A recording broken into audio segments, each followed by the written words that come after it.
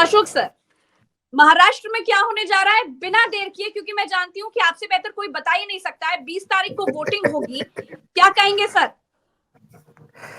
मुझे लगता है कि महाराष्ट्र एक बड़ा राज्य है, उसको मुझे लगता है तो मिनिमम 2 फेजेस में चुनाव होना चाहिए, लेकिन एक ही फेज में इसलिए किया क्योंकि एक फेज। सत्ता पक्ष जानता है, केंद्र में जो बैठी है डबल इंजन की सरकार है हमारे यहाँ, और ये डबल इंजन जानता है कि एक ही फेज में ठीक रहेगा, 2 फेज में यदि करते हैं तो डबल इंजन को तकलीफ है।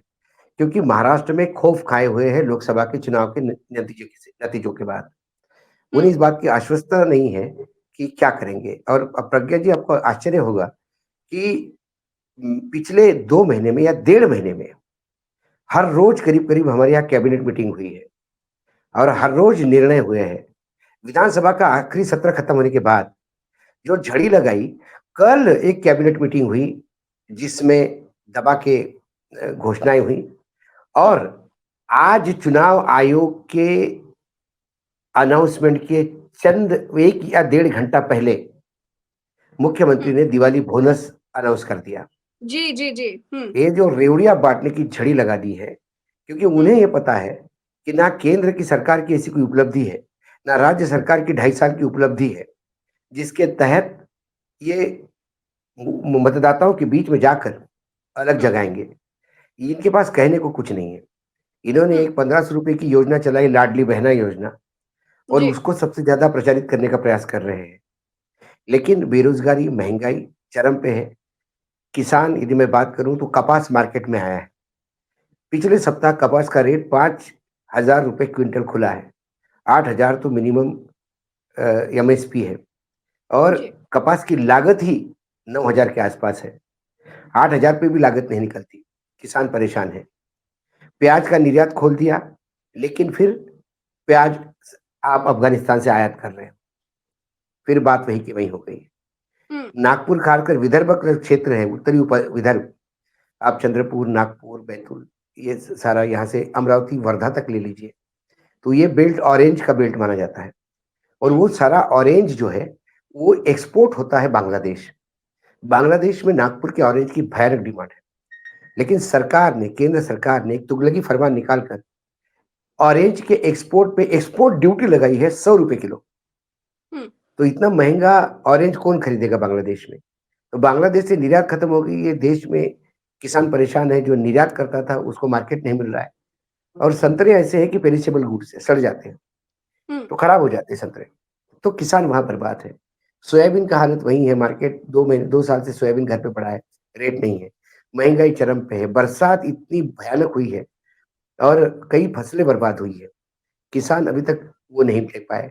27 लाख महिलाएं ऐसी है जिनका आधार कार्ड नहीं जोड़ने की वजह से ये जो लाडली बहना योजना है इसका भी लाभ नहीं ले पा रही है।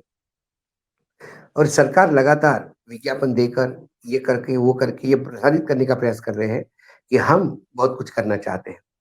लेकिन दो चीजें हैं, महाराष्ट्र में गुजरात वर्सेस महाराष्ट्र ये लड़ाई पुरानी है।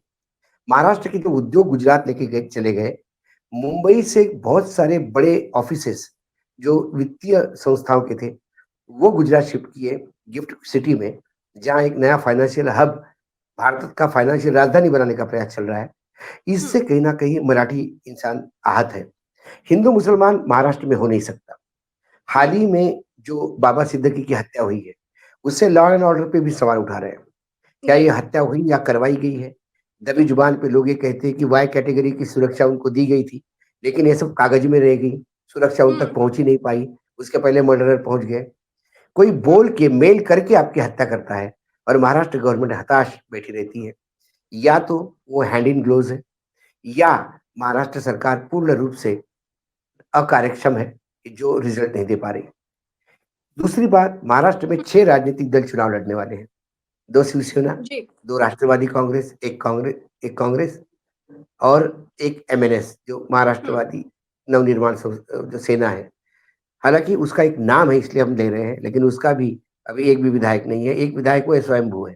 बाकी थर्ड फ्रंट के नाम पे 2-3 पार्टियां हैं, वो जिले जिले की पार्टियां हैं। एक अमरावती में है बच्चू कडू, उसका अमरावती में 2 कॉन्स्टिट्यूंसी तक है। प्रकाश आंबेडकर भले ही पूरे महाराष्ट्र में नेता बोलते हैं, लेकिन अकोला जिला परिषद से आगे वो नहीं है।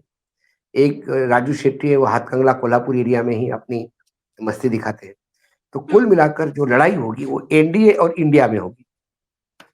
महाराष्ट्र में उसको महाविकास आघाड़ी और महायुति कहते हैं। महायुति वो है जो बीजेपी, एकनाथ शिंदे और अजित पवार ने, और महाविकास आघाड़ी शरद पवार, उद्धव ठाकरे और कांग्रेस की। लोकसभा निर्णय ने तो ये बता दिया कि महाविकास आघाड़ी यानी इंडिया गठबंधन बहुत आगे है।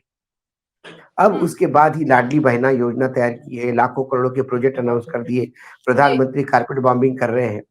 उसके बावजूद अभी सीट शेयरिंग का प्रॉब्लम दोनों गठबंधन में है जी। लेकिन महाविकास आघाड़ी की बात करें, यदि इंडिया गठबंधन की बात करें, तो करीब करीब मेरी आज सुबह बात हुई एक बड़े नेता से जो इस मीटिंग में बैठते हैं लगातार। उन्होंने कहा कि 220 सीटों तक करीब करीब तय हुआ है, बाकी 50-60 सीट बची है, उसका भी एक आध दिन में निर्णय हो जाएगा बंटवारे का। लेकिन महायुति में अभी तक यानी एनडीए गठबंधन में अभी बात तक नहीं बन पाई है, बात नहीं हो पाई, क्योंकि एकनाथ शिंदे ये चाहते हैं कि सबसे ज्यादा सीटें उनको मिले, उनका नाम मुख्यमंत्री पद पे दे। वो बीजेपी को नसीहत दे रहे हैं कि लोग आपके खिलाफ है, आप मुझे ज्यादा सीटें दीजिए। बीजेपी उनको नसीहत दे रही है कि लोग आपके विधायकों के खिलाफ है, आप विधायकों की टिकट बदलिए, आपको 60, 70, 80 से ज्यादा सीट नहीं दे सकते। वो 120 सीट मांग रहे थे। उधर जो अजीत दादा है, उनकी हालत सबसे ज्यादा बुरी है, लोकसभा में बहुत बुरा प्रदर्शन। उसके बाद एकनाथ शिंदे और तमाम लोग उनके खिलाफ बोल रहे हैं, संघ ने फ्रंट खोल दिया है, वो पूरा दिल्ली के भरोसे है। और दादा की हालत यह है कि वो कहीं जा नहीं पा रहे, दादा अपने पुराने घर वापस हो नहीं पा रहे, क्योंकि शरद पवार ने दरवाजे सील कर दिए हैं। और दूसरा जो थर्ड फ्रंट है, वहां उनका कोई वजूद नहीं, वहां सभी 1%, 1.5% वाले लोग हैं। उसमें दादा चले भी गए तो एक सीट भी निकालना मुश्किल है। तो कुल मिलाकर बीजेपी का प्रयास है कि सबसे ज्यादा दादा को साइड में रख के सबसे ज्यादा सीटें हम आपस में ले लें, तो वो हो जाएगा। दूसरा एक मराठा वर्सेस ओबीसी करने का बीजेपी प्रयास करेगी, जो हरियाणा में जाट वर्सेस नॉन जाट किया। मराठा आंदोलन ने जो मराठवाड़ा एरिया है पूरा साफ कर दिया, बीजेपी की एक सीट नहीं आई। लेकिन मराठा आंदोलन का भी बड़ा यूनिक केमिस्ट्री है। मराठा आंदोलन कौन चला रहा है? यदि थोड़ा डीपली अंदर पीछे देखे तो शरद पवार और एकनाथ शिंदे मराठा के नाम पे एक हो जाते हैं जी। ये दोनों मराठे हैं, क्योंकि जरांगे पाटिल जो मराठी को नेता है पूरे आंदोलन के, वो लगातार देवेंद्र फडणवीस के खिलाफ फ्रंट खोले हैं, लेकिन मुख्यमंत्री के बारे में एक शब्द नहीं बोलते। मराठवाड़ा में जो शिवसेना को सीट मिली वो जरांगे पाटिल की वजह से मिली। तो एक दबी जुबान में लोग ये भी कहते हैं कि मराठा आंदोलन का भूत जो खड़ा हुआ है वो शरद पवार ने बीजेपी को निपटाने के लिए और एकनाथ शिंदे ने देवेंद्र फडणवीस को निपटाने के लिए किया कि ब्राह्मण नहीं चाहिए, मैं ही मुख्यमंत्री बन सकता हूं।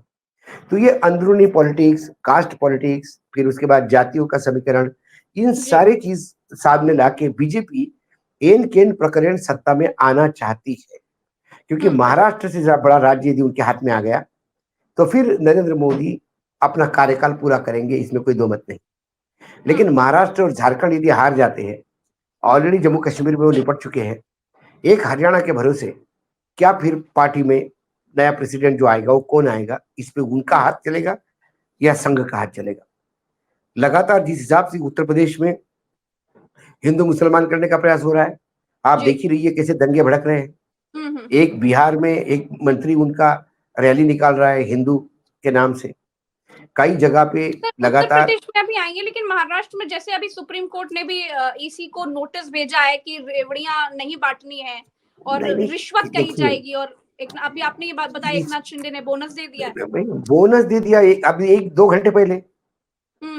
और इनको ये पता था कि ये कब अनाउंस होगा, क्योंकि हेमंत विश्व शर्मा ने बोला कि आज अनाउंस होने वाला है। तो इसका मतलब बीजेपी, देखिए वर्तमान में चुनाव आयोग जो है, इलेक्शन कमीशन को चेयरमैन कठपुतली कह रही है। मैंने वही तो कहा कि कठपुतली ही है, जिसका ऑपरेटर पीएमओ में बैठा हुआ है, वो तय करते हैं कितने फेज में होना चाहिए। वो कहते हैं, हमको ये लग रहा था कि दशहरे के बाद होगा। इसका कारण मैं यही देख रहा था क्योंकि दशहरे की रैली करनी है एकनाथ शिंदे को, इतनी बड़ी रैली का खर्चा सर पे नहीं आना चाहिए। यदि चुनाव के बाद ये रैली होती तो फिर इसके इलेक्शन खर्चे में जुड़ जाती। तो दशहरे में दोनों शिवसेना की रैली थी। अब भाई उद्धव की रैली तो रोक नहीं पाते आप, लेकिन एकनाथ शिंदे को तो इतना लिवरेज देना पड़ेगा।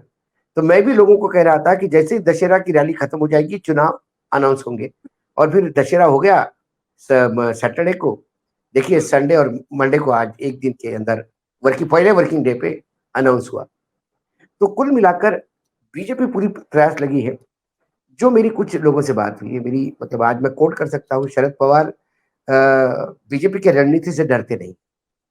शरद हम्म पवार के पास हर रणनीति का काट है, हम्म लेकिन एक चीज का काट शरद पवार के पास भी नहीं है, हम्म जो पैसा का उपयोग होगा चुनाव में, हम्म जो अथाह पैसा।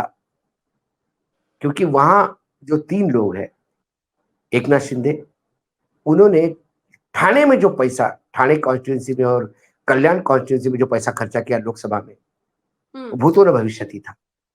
उसके बाद अजित पवार, जिन्होंने बारामती में अपनी पत्नी चुनाव जीते करके जो पैसा खर्चा किया, उसने सारे रिकॉर्ड तोड़ दिए। और बीजेपी के पास तो पैसे की कमी है ही नहीं। ऐसे में ये 3 पैसे वाले ताकतवर लोग यदि इकट्ठा आते हैं, तो फिर महाविकास आघाड़ी इनके पैसे के सामने कैसे टिकेगी? हम्म ये सवाल उन्होंने मुझे पूछा। बोला तुम्हें क्या लगता है कैसा टिकेगी? तो मैंने कहा कि फिर बारामती की सीट आप क्यों जीत गए? तो वो हंस दिए। मैंने बोला हम्म, पैसा ही सीट नहीं जिताता, बिल्कुल सही बात। कहीं कुछ एक उम्मीदवार भी चाहिए।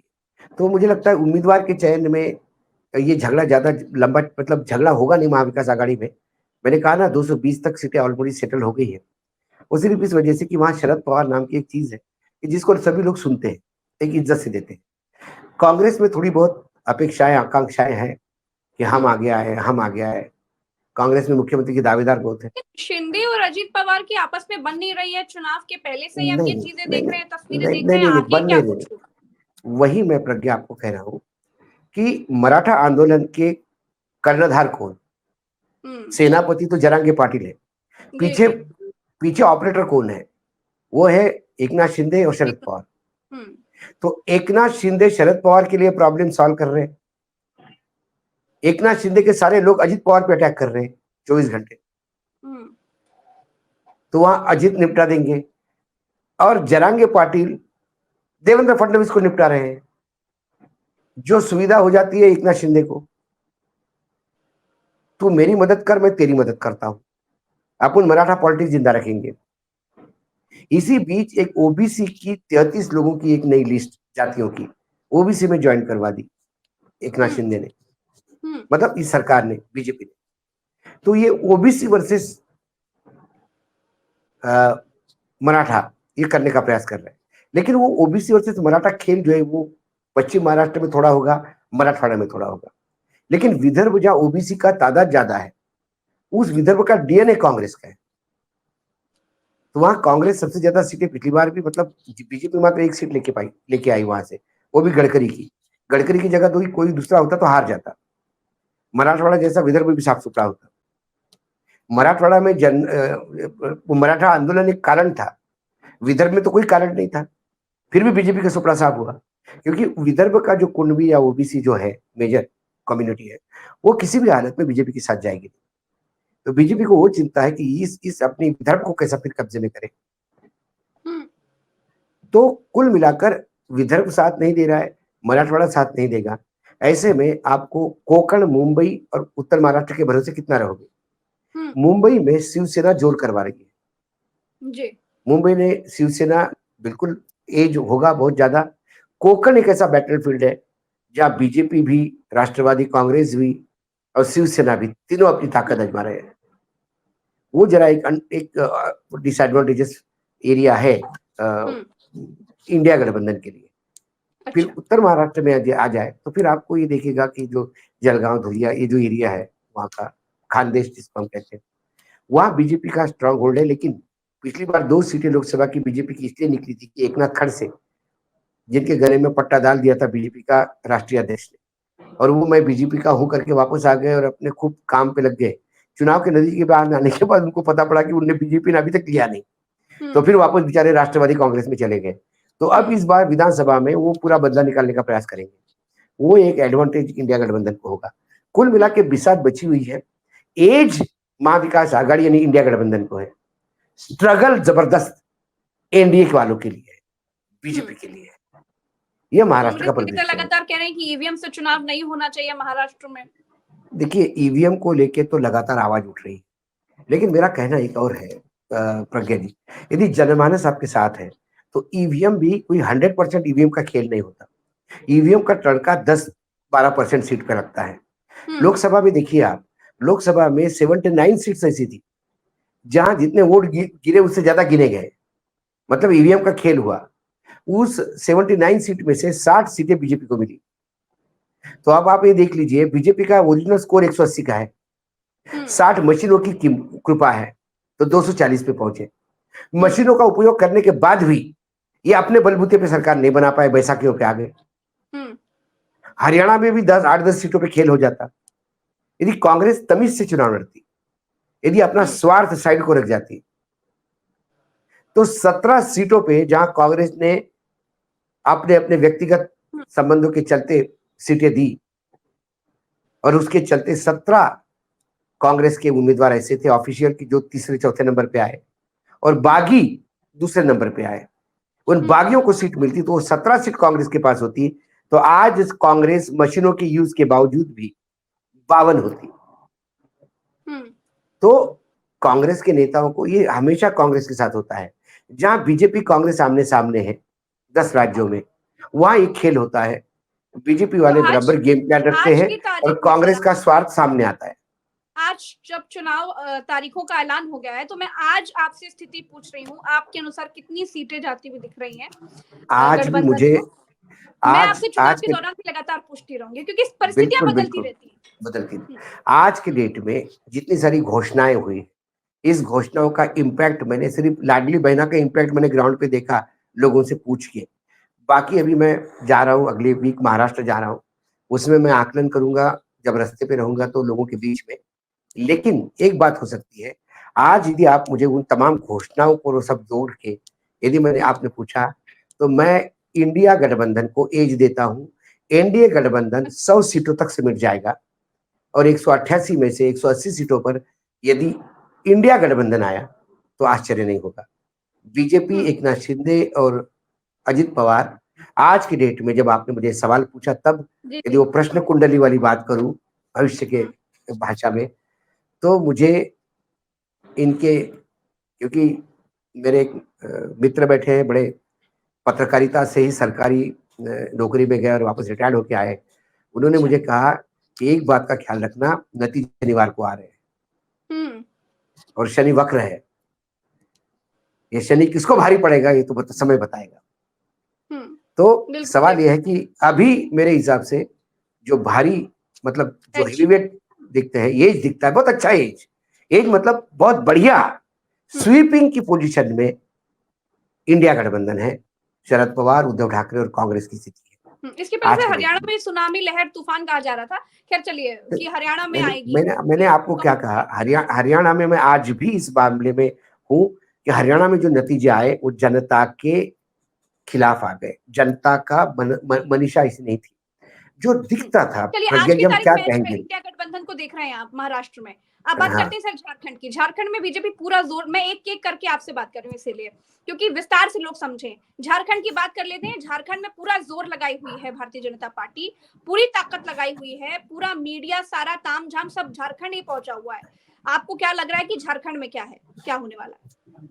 देखिए, झारखंड में प्रॉब्लम यह है बीजेपी का कि बीजेपी के लिए अंदरूनी बहुत तकलीफ हो रही है, क्योंकि मरांडी वहां अध्यक्ष है और हेमंत विश्व शर्मा वहां सर्वे सर्वा बने हुए हैं।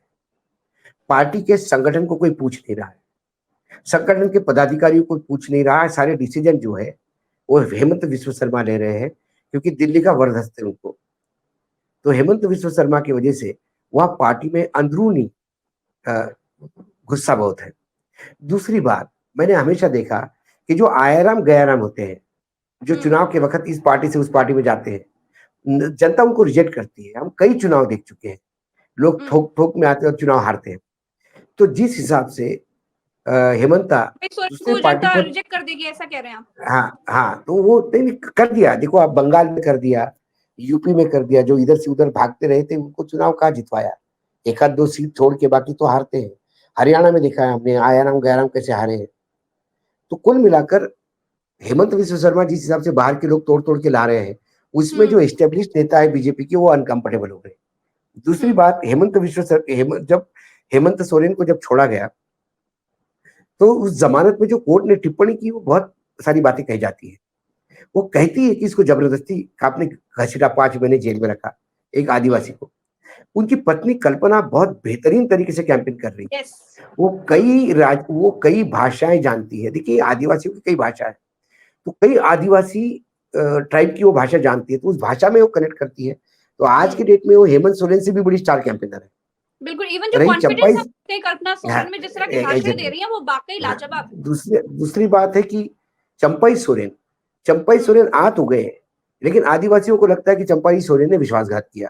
हम्म। चंपाई सोरेन की अपनी सीट निकलना मुश्किल है, क्योंकि भले ही वो संथाल है, लेकिन वहां हो कम्युनिटी है, उसका वोट ज्यादा है, वो डिसाइडिंग फैक्टर है। वो हो कम्युनिटी यदि खिसक गई तो चंपाई सोरेन खुद की सीट नहीं निकाल सकते। चंपाई सोरेन आने से मरांडी जैसे एस्टेब्लिश जो बीजेपी के नेता है वो अनकंफर्टेबल हो गए। उन्हें लगा ये आने से हमारी दुकानें बंद हो जाएगी, एक मैन में कितनी तलवारें रहेगी। तो वो एक झगड़ा हमेशा उनका करना पड़ेगा। फिर एक डिस्कनेक्ट है, हेमंत विश्व शर्मा और पार्टी के बीच में डिस्कनेक्ट है, खासकर झारखंड यूनिट के बीच में। हम्म। अब सारी जो जो खेल है वो कांग्रेस के हाथ में। हेमंत सोरेन तो अच्छा कर लेंगे, लेकिन हेमंत सोरेन के पार्टनर है कांग्रेस। कांग्रेस यहाँ वही हरियाणा वाला खेल कांग्रेस ने झारखंड में कर लिया, तो हेमंत सोरेन हाथ मलते रह जाएंगे। आप पिछला विधानसभा चुनाव याद करिए बिहार का, कांग्रेस की वजह से ही आरजेडी सत्ता में नहीं आ पाई। ये तो आरजेडी ने तो सबसे बढ़िया प्रदर्शन किया, अपनी 70-73 से ज्यादा सीटें लेके आए। जो कांग्रेस को लाना था, कांग्रेस ने बी फॉर्म देने के बाद 8 लोगों के टिकट बदले, और उन 8 लोगों के टिकट बदलने से 20 सीटों का नुकसान हुआ गठबंधन को। वो और ये गठबंधन सत्ता में आने से कितनी सीटों से वंचित था? 8-10 सीटों से वंचित था। वो 20 सीटें आती तो आरजेडी और कांग्रेस की सत्ता होती। तो उसके बाद वो 20 जो 8 सीटें क्यों बदली, ये अभी भी कांग्रेस में मिस्ट्री है। कोई कहता है प्रियंका जी के ऑफिस से फोन आया था, प्रियंका जी की ऑफिस को हमने फोन नहीं किया। सुरजेवाला कहता है कि मैडम के ऑफिस से फोन था। अविनाश पांडे कहती कि भाई मुझे तो किसी ने इंफॉर्मेशन नहीं दी, मैं स्क्रीनिंग कमेटी का चेयरमैन था, स्क्रीनिंग करने के बाद मेरा काम खत्म हो जाता है। बी फॉर्म अलॉट होने के बाद किसने चेंज किया? ये अभी भी प्रश्न है। वो चुनाव होके 5 साल हो गए। ये कांग्रेस का गंदा खेल है, किसी ने बीजेपी से पैसे लेके ये 8 टिकट बदल दिए, और उस वजह से सत्ता में आने से वंचित हो गई कांग्रेस। ऐसा खेल झारखंड में ना हो, क्योंकि झारखंड में Congress is a major player with Soren, JMM. तो ये साथ में होना जरूरी है। तो वो उम्मीदवार कैसा देते हैं, या दिल्ली से ही उम्मीदवार तय होते हैं? और दिल्ली से उम्मीदवार तय हो गए तो फिर बिकेंगी, सीटें बिकेगी, जैसे राजस्थान हरियाणा में बिक गई थी। स्वार्थ से आगे पार्टी को रखेंगे तो कांग्रेस के लिए वहां ग्राउंड बहुत अच्छा है। अच्छा, उत्तर प्रदेश में सर अगर हम चले, उत्तर प्रदेश की बात करें, क्योंकि जिस तरह के हमने बहराइच में देखे 2 दिन तक दंगे हुए। यूपी के मुख्यमंत्री योगी आदित्यनाथ कहते हैं कि अगर मैं चालू तो परिंदा पर भी नहीं मार सकता, कोई दंगा नहीं कर सकता। ऐसे में 2 दिन तक दंगे होना, आगजनी दूसरे दिन होना, जो पहले दिन नहीं हुआ उससे ज्यादा दूसरे दिन हो गया।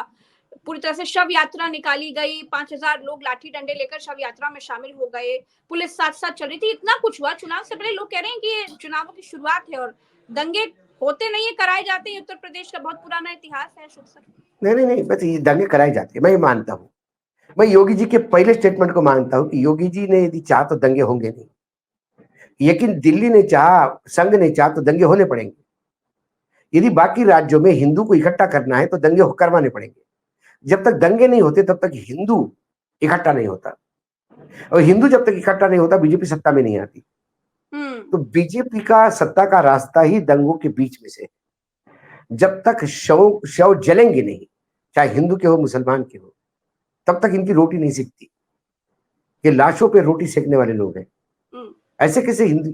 एक वीडियो मैंने देखा, मतलब हम आदि माता शक्ति माता कहते हैं, उस माता की मिरौणुक जा रही है और साथ में माता विसर्जन के लिए लेके जा रहे हैं। जहां मस्जिद है वहां रुकी यात्रा, और डीजी पे जो गाना बज रहा है, वो गाना मैं बोल भी नहीं सकता यहाँ पर। तेरी माँ का, तेरी बहन का, ये गाने बज रहे हैं माता के इसमें। एक गाने बजाने वाले तमाम हिंदुओं को और नाचने वालों को मैं पूछता हूँ, क्या तुम अपने स्वयं के माँ के साथ ऐसी बात करते हो क्या? क्योंकि आपको वहां मस्जिद थी, उसको उस्काना था।